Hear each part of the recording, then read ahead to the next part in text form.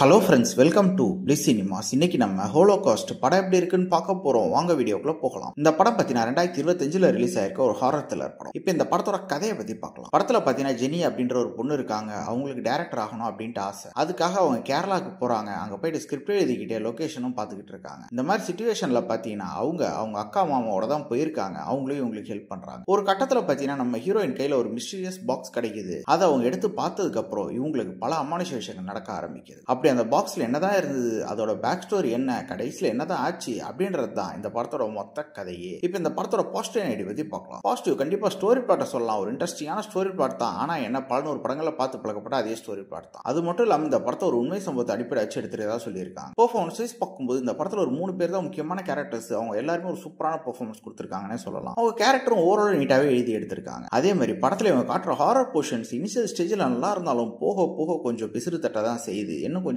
நல்லா பண்ணியிருந்தா நல்லாவே இருந்திருக்கும். டெக்னிக்கல் ஆஸ்பெக்ட்ஸ் நல்லாவே இருக்கு. சினிமாட்டோகிராஃபி நல்லாவே பண்ணி கொடுத்திருக்காங்க. பிஜிஎம், பேக்ரவுண்ட் ஸ்கோர் எல்லாமே சூப்பரா பண்ணியிருக்காங்கன்னு சொல்லலாம். ஸ்கிரீன் பிளேஸ் பார்த்தீங்கன்னா பெருசா இன்ட்ரெஸ்டிங்கா இல்லை. நான் ஆல்ரெடி சொன்ன மாதிரி பார்த்து பழக்கப்பட்ட அதே ஸ்டோரி பிளாட் தான். அது மட்டும் இல்லாம அவங்க இஷ்டத்துக்கு டெம்ப்ளேட்டா ஒரு படத்தை தான் எடுத்து வச்சிருக்காங்க. நம்ம பல படங்கள்ல பார்த்து பழக்கப்பட்ட அதே சீன்ஸா தான் இருக்கு. இன்னும் கொஞ்சம் மெனக்கட்டு எழுதினாங்கன்னா இந்த படம் வேற லெவல்ல ஒரு படமா வந்திருக்க வாய்ப்பு இருக்கு. ஓவராலா பார்த்தீங்கன்னா இது ஒரு பிலாவரேஜான படம் தான். வேணும்னா ட்ரை பண்ணி பாருங்க. இன்னொரு வீடியோல சந்திக்கலாம்.